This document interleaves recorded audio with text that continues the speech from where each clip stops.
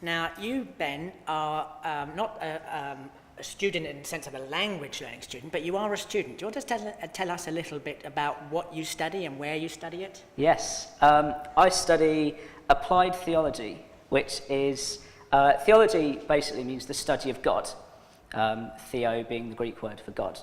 And I study at Moorlands Bible College, which is near Christchurch. Now, this isn't the Christchurch where you'll go to on Thursdays. This is Christchurch, which is about 20 minutes drive that way, and it is in the middle of nowhere. There's no one living around near us, apart from maybe a few people. So very, very isolated. But yeah, I study the Bible primarily. It's a Christian college, so we look at the Christian view of things, but we don't just look at the Bible. We study church leadership, so I'm going to train to be a pastor. And so I'm going to learn how to be the leader of a church. We'll learn how to preach, how to speak correctly to people, loads of things. There are people there doing youth work, but it's all with a Christian emphasis. So we take what we learn and take it from the Bible and apply it to our lives. Thank you, Ben. I was just thinking there probably are a few sheep and cows that live over the college as well. He just said a few people, but I think there are a lot of sheep and cows. Now, Ben, one of the things you've done recently, you've been travelling, but that actually wasn't part of a holiday as such. It was part of your course. Yes. Can you tell us a little bit about where you went and why you went there? We went to Romania. How many of you know of Romania? On top of Bulgaria, next to Ukraine, there's some other countries, Austria. You can all read. Yeah, so it's like Eastern Europe, isn't it? Yes, it's Eastern Europe. It used to be a communist country until 1989. There we go. That's it in more detail. We went to Timișoara, which is on the left of the screen there. You can see it? It's the west side of Romania. Yep. That's where we went to. We went there for a week to work with a church out there, a guy called Traian, who is currently building his church, physically building his church. You'll see some photos of that in a minute. It's quite scary, actually. So this is some of the team getting on the plane. It was pink. Pink plane. I didn't like that. Pink plane. This is Traian. This is the Romanian pastor who we were working with. Absolutely incredible man. And I'll tell you a bit more about his work on some later slides. That's Traian again and his wife. She's an incredible cook. Romanian women are amazing cooks, just like all of you are. Careful. This is the whole team, and this is the church which he's building. Now, you'll notice it doesn't really look like much. It looks a little bit... It actually looks like a broken down building, like an abandoned building. Now, he pays 3 homeless men to build his church.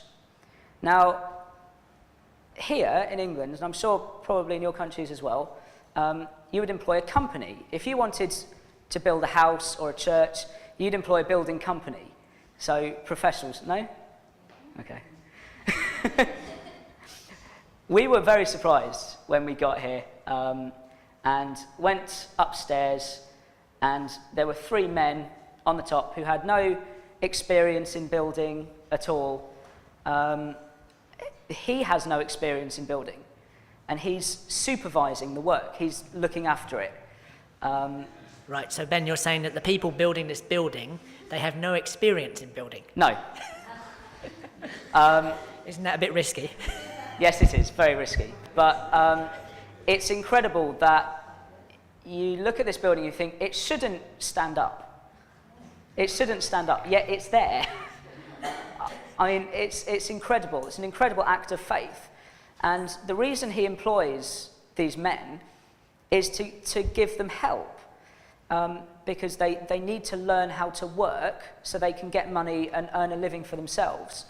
So that's how he does it. It's an incredible act of faith. This is us working on the building site. I was up here organising a whole load of things. I don't really know what I was doing.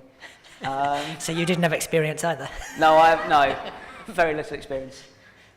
Next photo. This is on the top level. Let's try and again.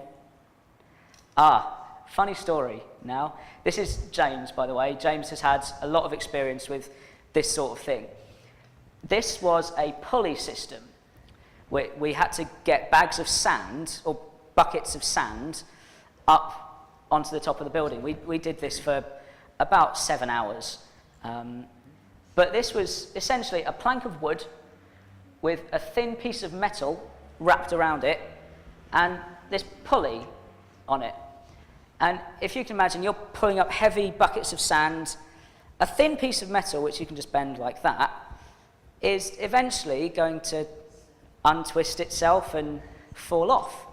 So James was down at the bottom, and he was pulling up this bucket, and it got about 3/4 of the way up, and all of a sudden he found himself going like that, and looked up, and this incredibly heavy bucket, which probably weighed about 25 kilograms, came down the floor, smashed everywhere, and the pulley, which is a huge chunk of metal, just came crashing to the ground. Everyone jumped backwards, and James looked at me and said one of the funniest things I heard all trip, which was, "That's why we wear hard hats."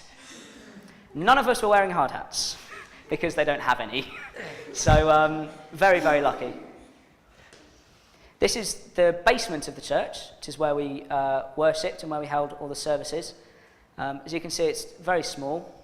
That's Steve, who's on our team preaching, and Tryon was translating, so that was interesting. That's the whole team again, and some people from the church. That's one of our team members and some of the children. The van. This is the van which we all had to drive around in. There were 16 of us, and as you can see, there are only 8 seats in that van. So sometimes we had another car or two, but there were a number of occasions where we all had to pile into this van. So that was interesting. It was very scary.